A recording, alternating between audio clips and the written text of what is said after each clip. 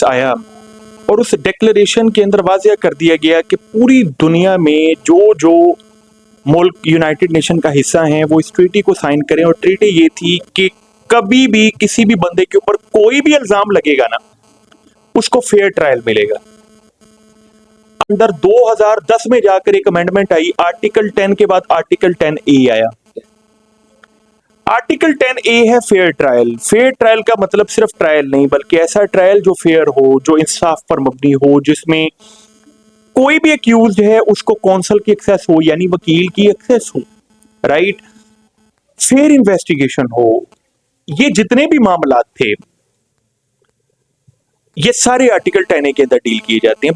तब तक article 10A कायम रहेगा, आर्टिकल 10A की मूवमेंट कायम रहेगी। अपने हकीकी मायनों के अंदर इसको नफाज करने के लिए हमें कुछ वर्किंग करनी पड़ेगी, जिसके अंदर हमने खसूसी तौर पर इस मूवमेंट में क्या किया, इलीगल डिटेंशंस के ऊपर काम किया, इलीगल अरेस्ट के ऊपर, फेक फैक्टिशियस FIRs के ऊपर, कंकोक्टेड एविडेंसेस के ऊपर हमने काम किया, और पुलिस की रौनियत और फरौनियत के ऊपर हमने काम किया।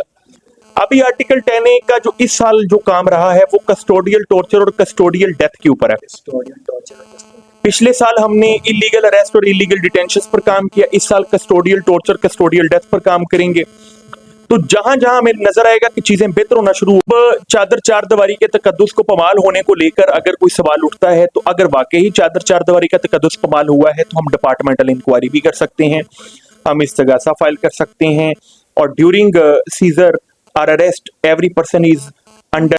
तो जो ज्यादातर जनाबिल जबर हो रहा है वो छोटे बच्चों के साथ हो रहा है, यानी मर्द खातून के साथ नहीं, बल्कि कोई मेल डोमिनेंट पर्सनैलिटी है, वो छोटे बच्चे को अपनी गोदी में बिठाना, उसको अपने प्राइवेट पार्ट्स की ज्यादा इंफॉर्मेशन नहीं होती, तो उस बच्चे के साथ मैं कहूंगा कि एक जबरदस्ती।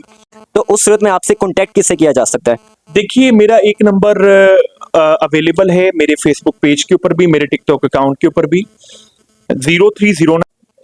अस्सलाम वालेकुम नाजरीन, आप सबका मेज़बान मोहम्मद जाने आलम आप सबकी खिदमत में हाजिर हैं आज एक स्पेशल वीडियो के साथ। और इस वक्त मेरे साथ मौजूद हैं एक मशहूर शख्सियत, आप सबकी पसंदीदा शख्सियत, एक बहादुर शख्सियत जो कि हक और सच का साथ देते हैं और मजलूमों की आवाज़ बनते हैं। आप सबकी पसंदीदा शख्सियत एडवोकेट मियाँ अब्दुल मतीन। अस्सलाम वालेकुम सर। वालेकुम सलाम जाने आलम साहब, आपका शुक्रिया, अल्लाह आपको अपने हिफ्ज़-ओ-मान में रखे, आप हमारे दफ्तर में तशरीफ लाए हैं, जज़ाकल्लाह। आज हम सर से बात करेंगे कुछ ख़ास टॉपिक्स पर जिन पर बात करना बहुत ज़रूरी है क्योंकि ये मसला बनता जा रहा है।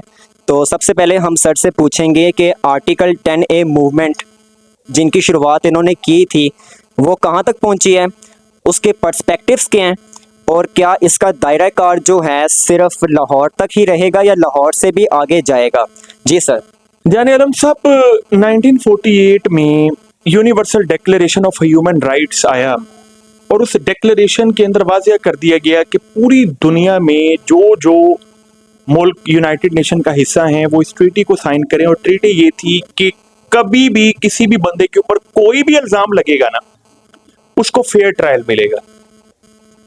अब ये डिक्लेरेशन तो 1948 में आ गया, पाकिस्तान 1947 में बना था, हमारा पहला कॉन्स्टिट्यूशन 1956 में बना, दूसरा 1962 में बना, तीसरा 1973 में बना। तो तीसरा जो आइन था ना, उस तीसरे आइन के अंदर 2010 में जाकर एक अमेंडमेंट आई, आर्टिकल 10 के बाद आर्टिकल 10A आया।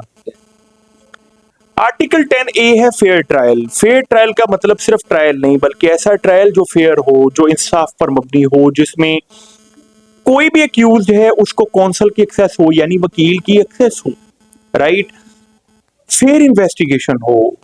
ये जितने भी मामलात थे ये सारे आर्टिकल 10A के अंदर डील किए जाते हैं। आर्टिकल 10A कहां तक पहुंचा है इसकी कोई लिमिट नहीं है। आर्टिकल 10A एक ऐसी मूवमेंट है जो हमेशा कायम रहने तक का नाम है, क्योंकि इसकी लिमिट्स नहीं होती। तो जब तक ये दुनिया कायम रहेगी तब तक आर्टिकल 10A कायम रहेगा, आर्टिकल 10A की मूवमेंट कायम रहेगी। अपने हकीकी मायनों के अंदर इसको नफाज करने के लिए हमें कुछ वर्किंग करनी पड़ेगी, जिसके अंदर हमने खसूसी तौर पर इस मूवमेंट में क्या किया, इलीगल डिटेंशंस के ऊपर काम किया, इलीगल अरेस्ट के ऊपर, फेक फैक्टिशियस FIRs के ऊपर, कंकोक्टेड एविडेंसेस के ऊपर हमने काम किया, और पुलिस की रौनियत और फरौनियत के ऊपर हमने काम किया। अभी आर्टिकल 10A का जो इस साल जो काम रहा है वो कस्टोडियल टॉर्चर और कस्टोडियल डेथ के ऊपर है। पिछले साल हमने इलीगल अरेस्ट और इलीगल डिटेंशन पर काम किया, इस साल कस्टोडियल टॉर्चर कस्टोडियल डेथ पर काम करेंगे। तो जहां जहां हमें नजर आएगा कि चीजें बेहतर होना शुरू हो गई हैं, वहां पर हम उस आर्टिकल 10A के मूवमेंट को एक नया रुख देंगे और नई वर्किंग शुरू करेंगे। देखे गए हैं कि पुलिस वाले जब किसी भी शख्स को अरेस्ट करने के लिए जाते हैं उसके घर पर, या उसको उसका अरेस्ट वारंट ना दिखाएं, उसको कॉज ना बताएं कि क्यों आपको अरेस्ट किया जा रहा है, और चादर और चार दीवारी का तकद्दुस पमाल कर दें पुलिस वाले, तो उस सूरत में वो शख्स क्या कर सकता है? देखिए, पहले नंबर पे तो जानना जरूरी है basic difference between cognizable and non cognizable offence. काबिले दस्तअंदाजी पुलिस और ना काबिले दस्तअंदाजी पुलिस। कग्निजेबल ऑफेंसेस वो ऑफेंसेस हैं जिसके अंदर पुलिस को वारंट की जरूरत नहीं है, पुलिस आएगी, दाखिल होगी, बंदा पकड़ेगी, ले जाएगी। नॉन कग्निजेबल ऑफेंस वो ऑफेंस होते हैं जिसके अंदर उनको वारंट की जरूरत होती है, राइट। यानी नॉन कग्निजेबल का मतलब है पुलिस की कग्निजेंस नहीं है, अब वारंट लेंगे वो मैजिस्ट्रेट से और फिर वो उस चार दीवारी के अंदर दाखिल होंगे। खैर, अब चादर चार दीवारी के तकद्दुस को पमाल होने को लेकर अगर कोई सवाल उठता है, तो अगर वाकई ही चादर चार दीवारी का तकद्दुस पमाल हुआ है तो हम डिपार्टमेंटल इंक्वायरी भी कर सकते हैं, हम इस्तगासा फाइल कर सकते हैं, और ड्यूरिंग सीजर और arrest every person is under custody. और कस्टडी के अंदर अगर है तो उसको कोई टॉर्चर होता है या कोई भी मामला उसके साथ होता है तो वो custodial torture death prevention and punishment act 2022 के तहत भी डील हो सकता है। होता है। सर, एक और बड़ा मसला जो आजकल काफ़ी ज़्यादा उभर रहा है दुनिया भर में, वो ये है कि जिनसी ज़्यादती करना, कि रेप के केसेस जो हैं, इवन पूरी दुनिया में, पाकिस्तान में तो इजाफा हो ही रहा है, पूरी दुनिया में रेप के केसेस में इजाफा हुआ जा रहा है। हवाले से हमारा कानून क्या कहता है और हम क्या कानूनी कार्रवाई कर सकते हैं इनके खिलाफ, इन मसाइल के खिलाफ? देखिए, मुझे ऐसा लगता है कि जिनसी ज्यादती के मुकदमात ज्यादा नहीं है, और ये जुर्म जना बिल जबर को अगर लेकर बात करूं ना, कि जबरदस्ती जना वाला मामला, वो बहुत कम है। ज्यादातर जो जना होता है ना, वो मर्द औरत की रजामंदी से होता है। अगर वो बालग हैं तो वो रजामंदी से होता वो जना है। बाद में खातून इल्जाम लगाती है कि मेरे साथ जबरदस्ती हुई है। यही वजह है कि जना और जना बिल जबर के जितने भी मुकदमात हैं उसकी ना तो सही तरह पैरवी होती है, और फिर मुआशरा इस कदर जिल्लत देता है कि उनके ट्रायल्स भी कंप्लीट नहीं होते। तो जिनके साथ हकीकत में जना हुआ होता है वो केस रिपोर्ट ही नहीं होते। अब जो जना बिल जबर का ज्यादा अहम जो चीज लोगों तक पहुंचना जरूरी है, वो ये है कि जना बिल जबर छोटे बच्चों के साथ होना।